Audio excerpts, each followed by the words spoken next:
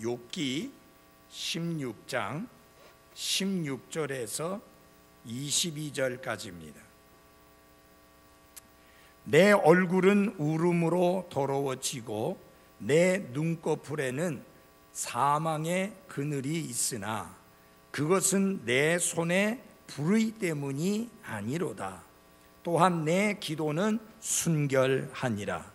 오 땅아, 너는 내 피를 덮지 말고 내 부르짖음이 머물 곳을 얻지 못하게 하라. 또한 보라, 이제 내 증인은 하늘에 계시고 내 증거는 높은 데 있도다.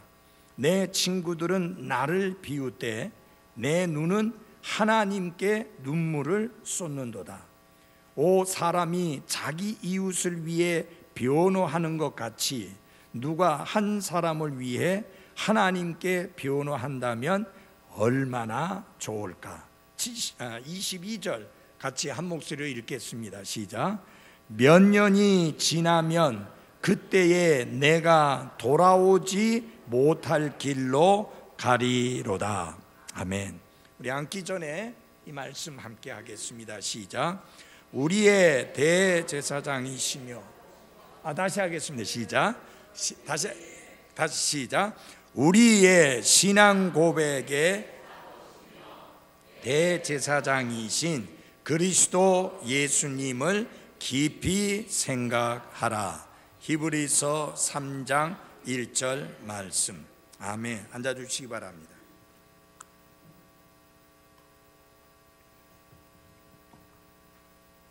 이 욥의 처지는 정말 곤고하였습니다. 곤고하다는 말은 형편이나 처지 따위가 딱하고 어렵다라는 뜻입니다. 그렇습니다. 욥의 형편이나 처지는 정말 딱해서 쳐다보기가 힘들 정도로 어려운 상황 속에 있었습니다. 마치 잔인한 적군에 의해 포로에 잡힌 것과 비슷한 그런 모습이었습니다. 그는 단지 포로가 된 정도가 아니라 그 적군에 의해서 조롱을 당하고 또 그 적군들이 가지고 놀고 있는 그런 상태에 있었던 것이 바로 욥의 처지였었습니다. 이것을 간단히 한마디 말로 말하면 곤고한 상태였다라고 이야기할 수 있었습니다. 욥은 자신이 겪고 있는 고통이 마치 산채로 살 가죽을 벗기는 것과 같고 지나가다가 갑자기 얼굴을 후려치는 것과 같다고 생각할 정도로 너무너무 힘든 상황 속에 있었습니다. 그를 괴롭히는 원수들은 마치 배고픈 사자나 굶주린 개처럼 달려들었고 으르렁대면서 욥을 공격하고 조롱하였습니다.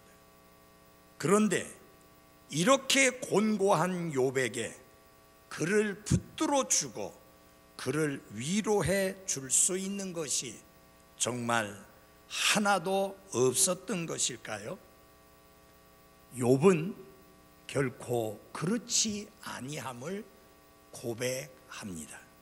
그 내용이 바로 17절부터 마지막 절까지에 나오는 말씀 속에 들어 있습니다. 욥은 본문 말씀을 통해서 곤고한 날에 그를 붙들고 그를 위로해 주는 것들이 무엇이었는지를 잘 설명해 주고 있는데 그 내용들을 자세히 살펴보면 우리의 곤고한 날에 우리를 붙들고 위로해 주는 것들이 무엇인지를 깨닫게 해 줍니다. 우리 또한 욥처럼 곤고한 날에 처하게 될 때가 있습니다. 다시 말하면 우리의 형편이나 우리의 처지가 딱하고 어려운 그런 처지에 우리가 처하게 될 때가 있다 하는 것입니다. 이럴 때에 우리를 붙들고 위로해 주는 것들, 그것은 무엇인가 하는 것을 이 말씀 속에서 여러분들에게 설명드리고자 합니다. 그 첫째 하나는 뭐냐면 깨끗한 양심의 증언입니다. 이렇게 곤고한 날에 나는 올바로 살아왔고 하나님 앞에 경건하게 살았고 하나님을 두려워하며 살았고 죄를 멀리하며 살았고 하나님이 기뻐 받으실 만한 삶을 살았다고 강력하게 증언할 수 있는 양심의 증언이 있다고 하면 아무리 내가 곤고한 날에 처한다 할지라도 그 양심의 증언이 내 마음을 위로해 주고 그리고 나를 붙들어 주는 힘이 된다 하는 것입니다. 자, 우리가 말씀을 한번 주의 깊게 보시기 바랍니다. 물론 욥은 자신이 하나님 앞에서 완전한 삶, 완벽한 삶을 살아왔다라고 주장한 적이 없습니다. 그도 연약한 인생이기 때문에 그의 삶 속에서 하나님께 불순종하거나 하나님의 뜻대로 행치 아니한 것들이 있기는 하지만, 그러나 비참하게 그렇게 끔찍하게 하나님께 처벌을 받아야 할 정도로 크고 사악한 죄를 지었다는 것을 도저히 납득할 수 없는, 그렇지 않았다는 분명한 양심의 증언이 자기 속에 확실하게 있다라고 그는 고백하고 있습니다. 그게 17절의 말씀입니다. 한마디로 말해서 욥은 양심에 거리낌이 없다고 증언합니다. 여러분, 구원받기 전에 우리의 양심은 더럽혀져 있습니다. 그래서 그 양심은 믿을 만한 게 전혀 안 됩니다. 어떤 사람들이 그런 이야기를 합니다. 나는 양심대로 깨끗하게 살았노라고. 그러나 구원받지 아니한 사람의 양심은 타락하고 부패하고 더러워져 있기 때문에 그가 양심대로 살았다는 말은 더럽게 살았다는 말이요, 부패하게 살았다는 뜻이지 깨끗하게 살았다는 의미가 전혀 없습니다. 그런데 우리가 구원받고 나면 하나님께서 이 더럽혀진 양심을 깨끗게 해 주십니다. 그래서 우리가 선한 양심을 가지게 되고, 사도 바울도 자신이 선한 양심을 따라 하나님을 섬겼노라고 증언하고 있는 것을 볼 수 있습니다. 여기 욥은 내 선한 양심에 따라 내가 분명하게 증언할 수 있는 것은 무엇이냐? 나는 양심에 거리낌이 없다. 두 가지로, 사람들을 향하여 그리고 하나님을 향하여 양심에 거리낌이 없다라고 말합니다. 여러분, 아무리 곤고한 삶에 처하게 된다 할지라도 우리의 양심이 이렇게 증언해 줄 수 있다면 그것은 우리가 힘든 가운데도 우리를 붙들어 주고 우리를 위로해 줄 수 있는 힘이 되는 것입니다. 자, 우리 말씀을 봅시다. 17절 첫 부분을 같이 읽어보겠습니다. 시작. 그것은 내 손에 불의 때문이 아니로다. 무슨 말이냐면 내 얼굴이 너무 많은 눈물을 흘림으로 인하여 더러워지고 내 눈꺼풀에는 사망의 그늘이 들여질 정도로 고통스럽고 힘든 나날을 보내고 있는데, 그러나 내가 분명히 증언하거니와 내 양심이 거리낌 없이 증언하거니와 그것은 내 죄 때문이 아니다 라고 이렇게 증언합니다. 다시 말하면 엘리바스가 말한 대로 내 손에는 포악함이 없고 내 손에는 다른 사람들로부터 불의한 방법으로 얻은 재물이 전혀 없다라고 이렇게 당당하게 증언하고 있는 것입니다. 다시 말하면 내 손에는 포악함이 없고 사납고 악함이 전혀 없다라고 당당하게 증언하고 있는데, 왜냐하면 그의 양심에 거리낌이 없기 때문입니다.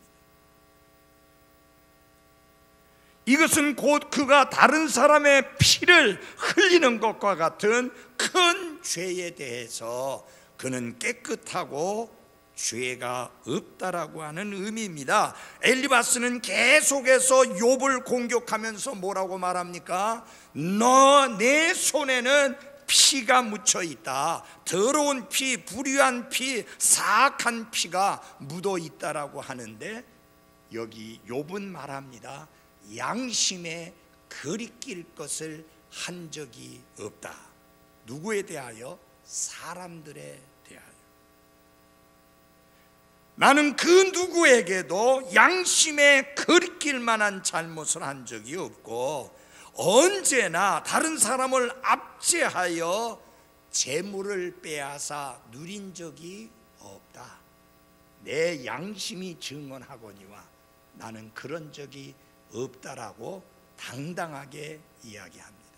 사랑하는 그리스도인 여러분들이요, 내 양심에 거리낄 것이 없다라고 사람들을 향하여 당당히 말할 수 있도록 우리는 그렇게 깨끗하게 살아가야 하는 것입니다. 두 번째로 그는 하나님을 향하여 내 양심이 거리낄 것이 없다라고 말합니다. 17절 뒷부분을 같이 읽어보겠습니다. 시작. 또한 내 기도는 순결하니라. 수요일이라 저녁을 못 드시고 오신 분들이 많은 것 같고 또 일하고 오시니까 지쳐서 그런지 소리가 좀 힘이 없으세요. 한번 조금 더 큰 소리로 해볼까요? 시작. 또한 내 기도는 순결하니라. 내 기도가 순결하다, 내 기도가 깨끗하다. 그 말은 무슨 말이냐면은 엘리바스가 계속 공격하는 것 중에 하나가 욥이 위선자라는 거예요. 그러므로 욥의 기도도 위선투성이라는 거예요. 욥의 기도가 가식적이라는 거예요. 그래서 욥의 기도는 순수하거나 깨끗하지 않다라고 계속 공격을 해오는데, 욥은 분명하게 말합니다. 내 기도에 문제가 없다. 나는 전적으로 하나님께 헌신되어 있으며 내 기도는 주의 성소로 들어가서 경배를 드릴 수 있는 자가 누구냐? 깨끗한 손과 순수한 마음을 가진 자만이 할 수 있다라고 말한 다윗의 고백과 나는 일치하는 삶을 살고 있는 자이다 라는 뜻입니다. 여러분, 우리의 손에 불의가 있는 한 우리의 기도는 결코 순결할 수 없습니다. 엘리바스는 욥의 신앙이 위선이라고 비난했지만은 욥은 중요한 신앙 행위의 하나인 기도를 구체적으로 예를 들어서 그의 기도가 의도적인 속임수나 불의나 더러운 죄로부터 멀리 떨어져서 순결한 기도를 드렸노라고 당당하게 증언을 합니다. 내 양심이 증언하거니와 나는 하나님 앞에는 순결한 기도를 드렸고, 그리고 사람들에게서는 어떤 불의를 행하여 다른 사람의 피를 흘리지 않았으며 다른 사람의 재산을 빼앗지 아니하노라고 당당하게 증언을 합니다. 이거 아주 중요한 부분인 거 잊지 마십시오. 여러분, 욥의 기도는 사람들에게 보이기 위해서 깜짝 쇼를 하던 바리새인들의 기도와는 근본적으로 달랐습니다. 바리새인들의 기도는요, 사람들에게 보이기 위해서 깜짝 쇼를 하는 기도입니다. 여러분, 유대인들은 특징이 기도의 시간을 정해놓고 기도했습니다. 그래서 길을 가다가도 그 시간이 되면 길을 멈추고 손을 들고 얼굴을 하늘을 향하여 높이 들고는 기도했습니다. 특별히 그 짓을 잘한 사람들이 누구냐? 바리새인들이었어요. 우리가 얼마나 기도를 열심히 하는 사람이냐? 예수님은 그걸 어떻게 지적했느냐? 사람들에게 보이려고 하는 기도다. 그렇게 하지 말고 골방에 들어가서 은밀한 가운데 보시는 하나님께 기도하라. 사람들에게 보이려고 하는 깜짝 쇼를 하지 말라, 그 뜻이죠. 욥은 그렇게 하지 않았다. 그래서 욥의 기도는 순결했다, 순수하고 깨끗했다, 그 말입니다. 그래서 그는 하나님 앞에 나는 거리낄 것이 없다, 내 양심이 증언하거니와. 여러분 잘 들어보십시오. 아무리 힘들고 어렵고 딱한 처지에 처하게 된다 할지라도 여러분이요, 우리의 양심만큼은 당당하게 증언하면서 하나님과 사람에게 거리낄 것이 없다라고 증언할 수 있는 양심의, 선한 양심의 소유자들이 되어야 하는 것입니다. 여러분, 목회를 오래 하면요, 별의별 사람 다 봅니다. 그런데 진짜 목사가 보기 힘든 사람이 누구냐면은 바리새인과 같은 위선자예요. 정말 경건한 척 합니다. 정말 말씀을 소중히 여기는 사람처럼 합니다. 정말 하나님 사랑하는 척 합니다. 정말 성경에 깊이 있게 들어가서 성경의 깊은 것을 알고 이해하는 사람처럼 합니다. 그러나 실제로는 전혀 아닌 거예요. 이건 뭐냐? 하나님도 속이고 자기도 속이는 양심이 더럽혀진 그리스도입니다. 사랑하는 그리스도인 여러분, 주위에서 잘 들으십시오. 우리의 양심이, 주님께서 보혈로 깨끗게 해주신 우리의 양심이 더럽혀지지 않도록 경계해야 합니다. 선한 양심을 따라 하나님을 섬겨야 합니다. 누구에게 보이려고 선을 행하지 마십시오. 누구에게 보이려고 섬기는 척하지 마십시오. 하나님은 속지 않습니다. 아무리 내 처지가 딱하고 힘들다 하더라도 내 양심이 하나님과 사람 앞에서 거리낄 것이 없다고 증언할 수 있다면 그게 나를 붙들고 나를 위로해 주는 힘이 되는 것입니다.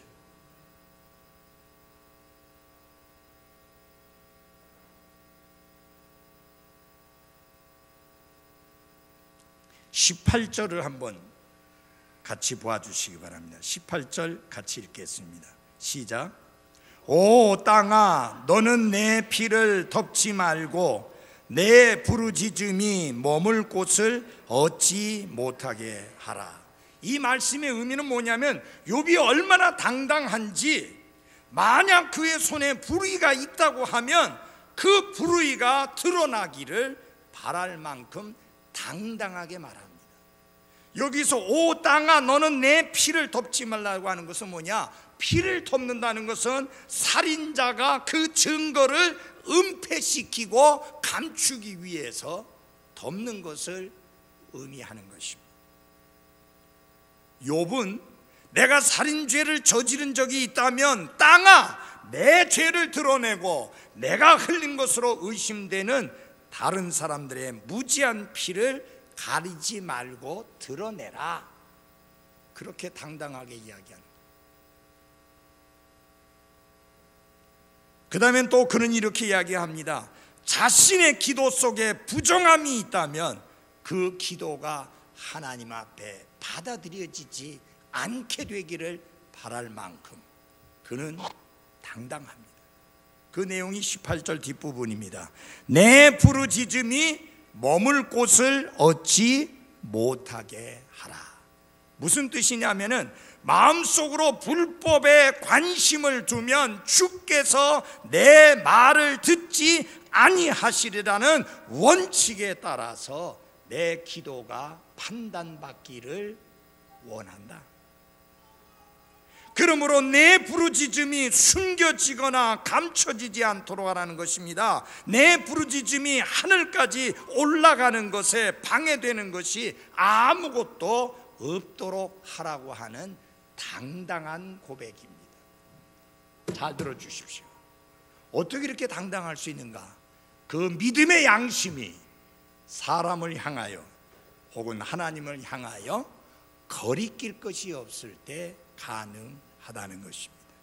이런 믿음의 사람은 비록 자기가 처해 있는 처지가 딱하고 힘들다 할지라도 충분하게 하나님께로부터 오는 위로로 위로받고 하나님이 붙드시는 그 손길에 의해 굳게 설 수 있는 귀한 삶을 살아가게 되는 것입니다. 두 번째로, 곤고한 날에 우리를 붙들고 위로해 주는 것이 뭐냐? 하나님의 증언입니다. 다 같이 합시다. 하나님의 증언. 네, 19절을 보겠습니다. 제가 읽어드리겠습니다. 또한 보라, 이제 내 증인은 하늘에 계시고 내 증거는 높은 데 있도다.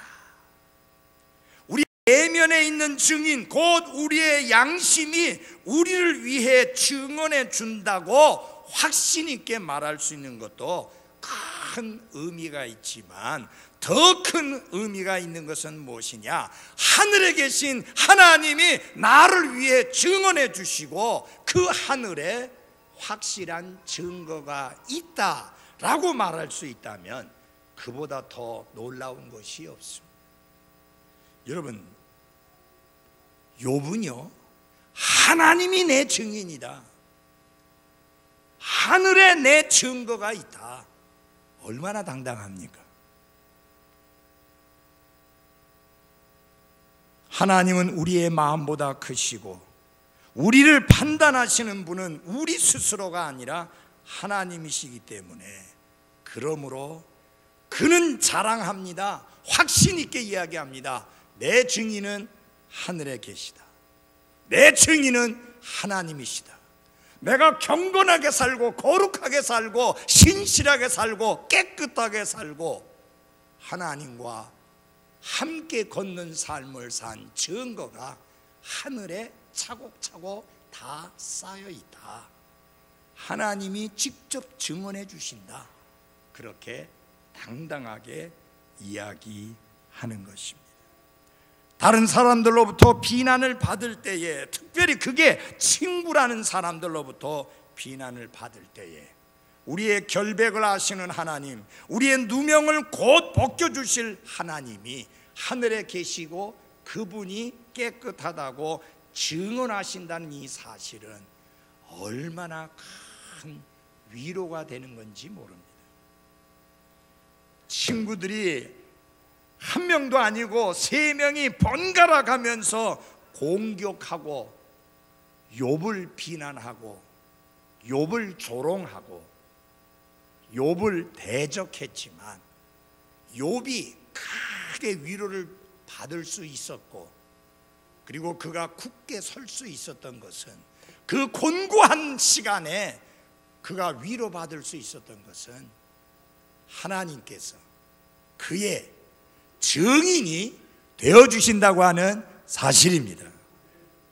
여러분, 예수님께서 이 땅에 계실 때 나사렛 이단의 우두머리라고 하는 말씀을 들었잖아요.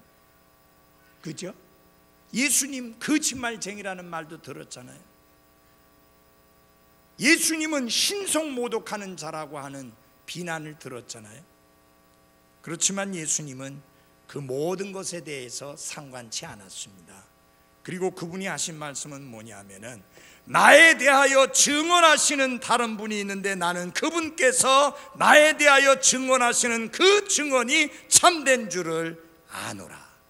아버지 하나님께서 증언하신다, 그 말입니다. 그분의 증언만이 참되다는 것입니다. 그래서 너희들 아무리 떠들어대봤자 소용없다 그 말이. 흔들리지 않으셨죠. 나를 보내신 아버지께서 친히 나에 대하여 증언하셨느니라.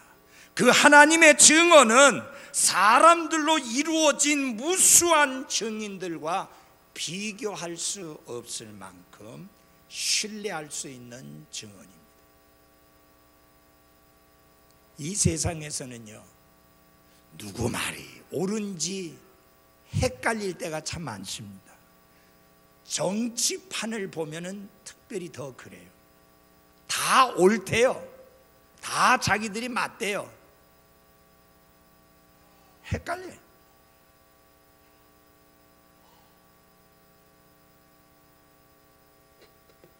지금 욥의 친구들이 와서 끊임없이 욥을 비난하고 욥을 정죄하고 욥에게 사악한 죄를 지은 자라고 공격을 거듭하고 있는데 얼마나 참 마음이 아프겠습니까? 여러분, 이게 뭐냐면 친구들로부터 들은 거예요. 그 친구들이 보통 친구들이 아니에요. 먼 나라로부터 왔을 정도로 그렇게 친구들인데, 그 친구들이 하는 소리가 위로하는 소리가 아니라 공격하는 소리, 비난하는 소리, 저주하는 소리, 대적하는 소리, 조롱하는 소리. 얼마나 힘들겠습니까? 그런데 욥이 그 가운데서 위로받을 수 있었던 힘이 무엇이냐? 하늘에 계신 하나님이 내가 경건하게 거룩하게 깨끗하게 살았다는 것을 증언하신다. 나는 그 증언만으로 족하다 하는 그의 믿음 때문입니다. 사랑하는 여러분, 바울이 이야기했잖아요. 내가 사람에게 관심을 두랴 하나님께 관심을 두랴. 사람의 눈치를 볼 것이냐 하나님의 눈치를 볼 것이냐. 내가 사람의 눈치를 보는 사람이라면 아예 하나님의 사람이 아니다. 사랑하는 여러분, 하나님 중심의 신앙생활 살아가십시오. 사람 눈치 보고 사람 눈이나 이리저리 살피려고 하는 삶이 아니라 하나님을 신경 쓰고 하나님이 어떻게 말씀하시는가에 마음을 쏟는 그리스도인으로 살아가시기를 바랍니다. 왜냐? 최종적으로 우리를 판단하실 분은 사람들이 아니라 하나님이시기 때문입니다. 굉장히 중요한 부분이에요. 그 다음에 욥이 그렇게 곤고한 상황 속에, 딱하고 안타까운 상황 속에서 위로를 받을 수 있었던 것은 무엇이냐면 자신의 모든 것을 털어놓을 수 있는 하나님이 계시다 라고 하는 믿음입니다. 여러분, 여러분의 상한 마음 털어놓을 수 있는 사람 있습니까? 사람 중에는 그런 사람은 없습니다. 여러분이 털어놔 봤자 크게 도움이 안 됩니다. 왜냐하면 인간은 한계가 있고 그 문제를 듣는 본인 자신도 어쩌면 더 큰 문제를 가지고 있을지 모릅니다. 저는 뭐 이 가수들 이름을 모르니까 얼마 전에 자살해 죽은 애 이름은 몰라요. 그런데 얘가 정신과 의사를 찾아가서 상담을 했잖아요. 그런데 나중에 글 쓴 걸 보니까 정신과 의사를 아주 공격하는 강한 공격의 말을 쓰고, 그리고 나중에 스스로 목숨을 끊었잖아요. 무슨 말이에요? 그런 고민, 그런 갈등, 그런 문제를 가지고 전문가라고 하는 사람에게 찾아가서 이야기했는데 아무 도움이 안 됐다. 그 이야기 중에 하나가 뭔지 아세요? 너만 그런 거 아니야. 다른 애들도 다 그래. 여러분, 그게 위로가 되겠어요?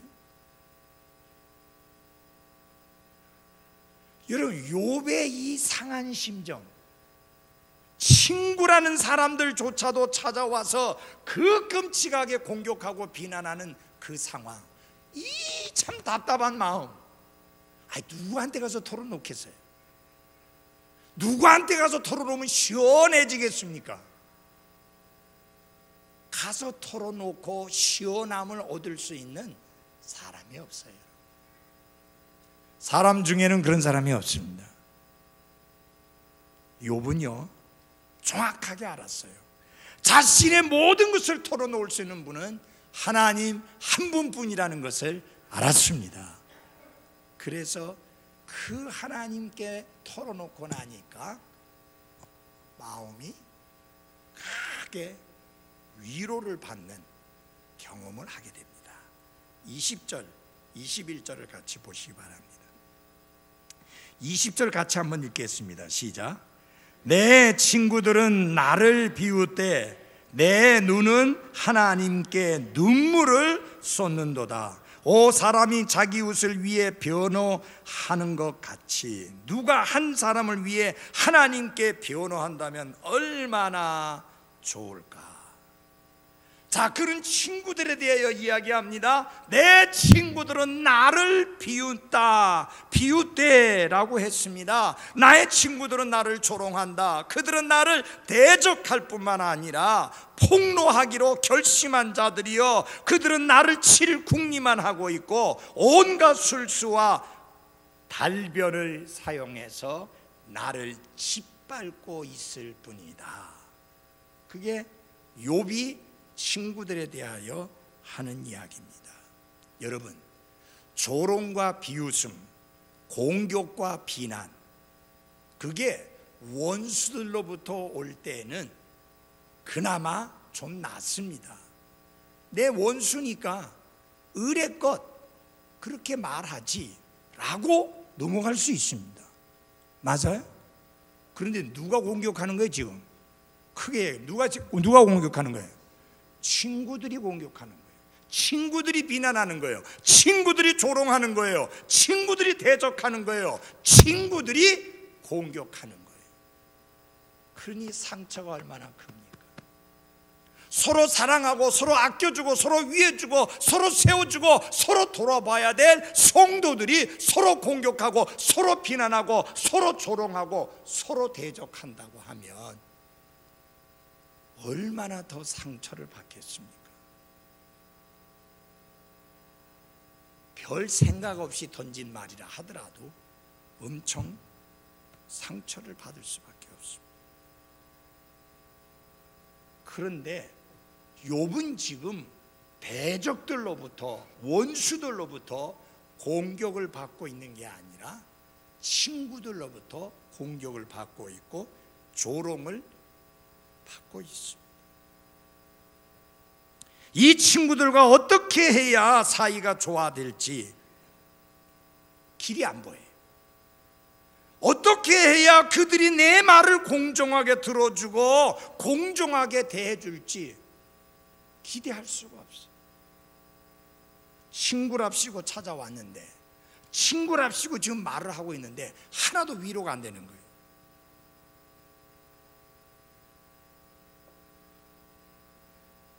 그래서 그는 친구들에게서 눈을 돌려서 등을 돌려서 누구로 향하느냐? 하나님께로 향합니다. 여러분, 친구가 여러분을 실망시켰으면 여러분 배워야 될 게 있어요. 여러분이 너무 친구를 의지했기 때문에 하나님이 친구로부터 돌이켜서 하나님께로 얼굴을 향하도록 가르쳐 주시기 위함입니다. 여러분과 제가 바라봐야 될 분은 하나님이요 예수 그리스도지 친구가 아니에요. 근데 도대체 눈을 안 돌리니까 하나님께서 그 친구를 통해서 실망케 하고 상처받게 하심으로 친구로부터 돌아서서 하나님께로 향하게 하는 것입니다. 여러분이 한 가지 아셔야 될 것은 뭐냐면요, 친구들은 배신할 수도 있고 친구는 돌아설 수도 있고 친구는 공격할 수도 있고 친구는 나를 비난할 수도 있고 친구는 나를 대적할 수도 있다는 사실을 각오하고 살아야 됩니다. 저는 이제 목회 생활을 오래 하다 보니까 어떻게 하느냐, 너무 성도들하고 가깝게도 안 하고 그렇다고 너무 멀게도 안 하고 적당하게 합니다. 왜? 상처 안 받으려고. 그리고 너무 성도들을 의지하다 보면요, 주님 의지하는 것보다는 성도들 너무 의지해. 그러면 나는 하나님의 사람의 모습보다는 사람을 즐겁게 하는 사람의 모습이 보이는 거예요. 제가 할 일은 눈을 돌려서 하나님만 바라보고 주님만 바라보는 사역을 해야 하는 게 맞습니다. 여러분은 나의 보호자가 아니고 나의 보호자는 하나님이십니다. 그래서 욥은 이렇게 말합니다. 20절 뒷부분에 보면은 다 같이 한번 내 눈은 같이 큰 소리 읽겠습니다. 시작. 내 눈은 하나님께 눈물을 쏟는도다. 그 말은 무슨 말이냐면 우리 하나님은 우리의 슬픔을 이미 알고 계시고 헤아려 주시고 그 슬픔 가운데서 우리를 진정으로 위로해 주실 수 있는 분이시다.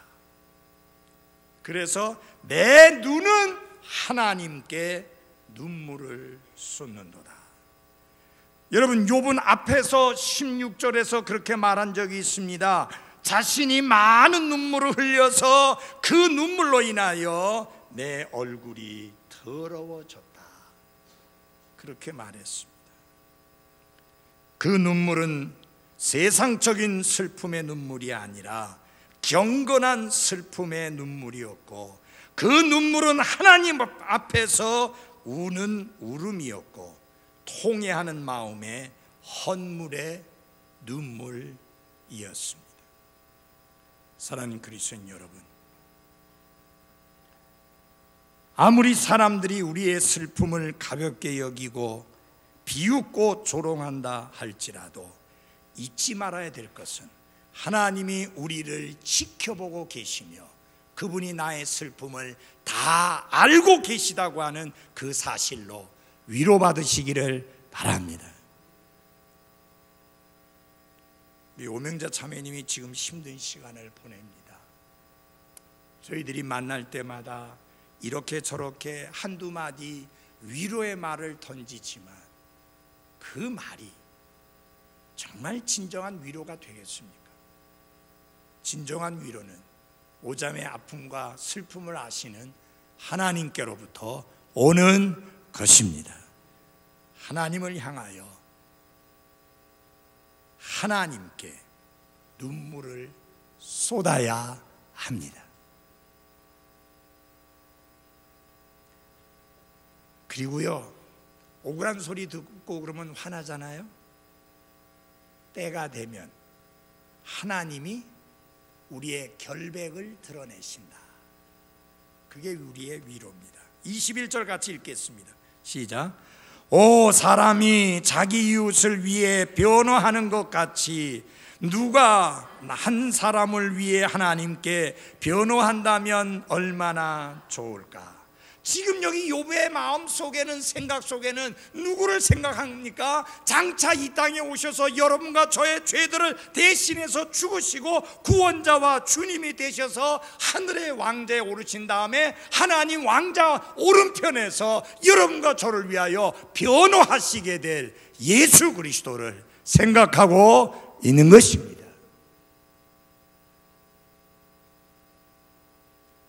하나님의 법정에서 내 결백을 마음껏 주장할 수 있는 자유를 가질 수만 있다면 욥은 자기가 소송에서 이길 것이라는 확신을 가지는데 누가 그렇게 나를 변호해 줄 것이냐.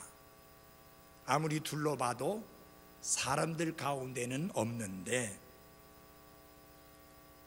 하나님과 사람 사이의 중재자이신 곧 사람이 되신 예수 그리스도 그분이 자신을 위하여 변호해 주실 분이라는 그런 믿음이 있어 그 마음이 위로를 받는 것입니다.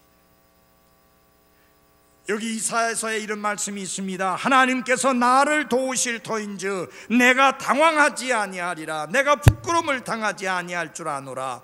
나를 의롭다 하시는 이가 가까이 계시니 누가 나와 다투겠느냐.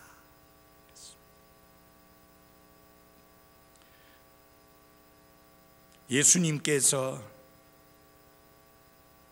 사람들이 그 이웃을 위하여 변호하듯이 하나님 앞에서 우리를 변호하고 계심을 감사하십시오. 하나님 앞에서 눈물을 쏟는 자들은 많은 결점들을 가지고 있기 때문에 그들 자신을 위하여 변호할 수 없지만 예수님은 여러분과 저를 위하여 변호하실 수 있는 완전한 분이십니다. 그분이 나를 위하여 변호하고 계시다. 로버트 모레이 맥체인이라고 하는 분은 이런 고백을 했습니다. 그리스도께서 나를 위해 옆방에서 기도하시는 소리를 들을 수 있다면 100만 명의 원수라도 두렵지 않을 것이다. 그러나 거리는 전혀 문제가 되지 않는다. 그분은 지금 나를 위해 기도하시고 계시다.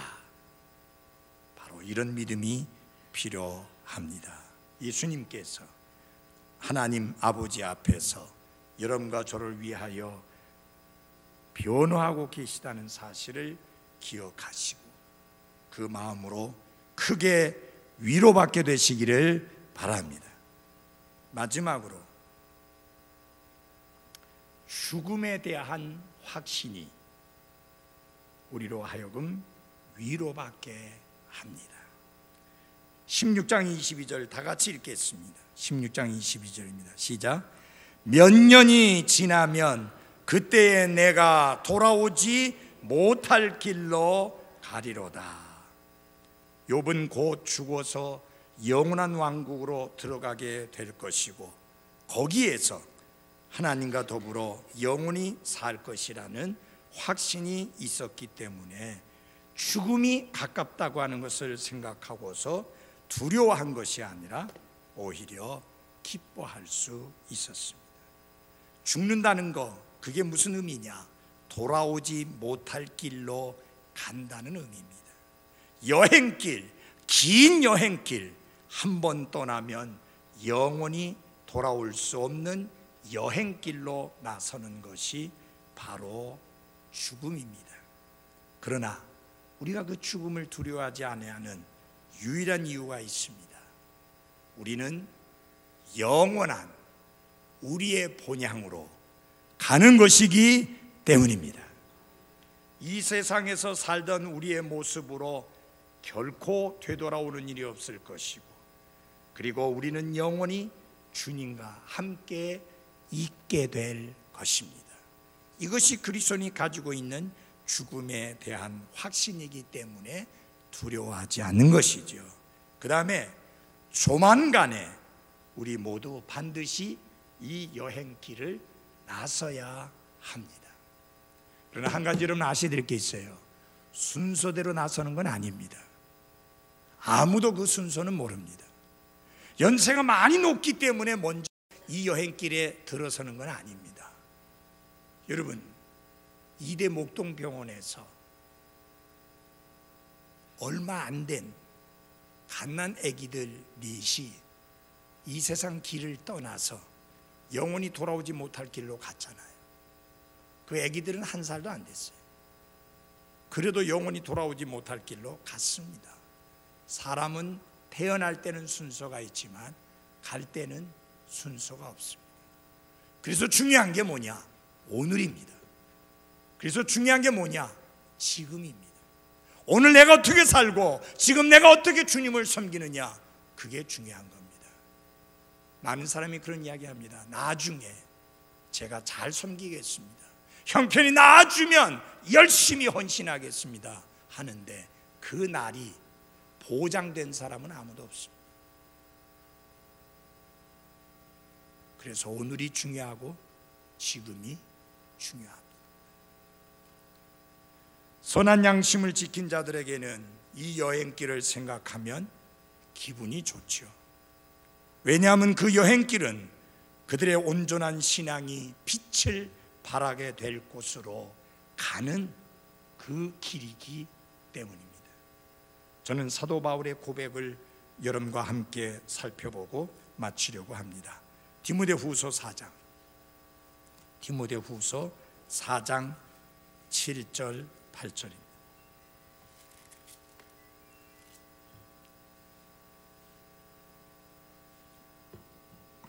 디모데후서 4장 7절 8절입니다. 제가 6절 읽어드리겠습니다. 이제 내가 내 자신을 헌물로 드릴 준비가 되었고 나의 떠날 때가 가까이 이르렀도다. 내가 선한 싸움을 싸우고 나의 달려갈 길을 마치고 믿음을 지켰은즉 이후로는 나를 위하여 의의 관이 예비되어 있나니 주 곧 의로우신 심판자께서 그날에 그것을 내게 주실 것이요. 다 같이 큰 소리로 함께 읽겠습니다. 시작. 내게만 아니라 그분의 나타나심을 사랑하는 모든 자들에게 주시리라. 아멘. 기도하겠습니다.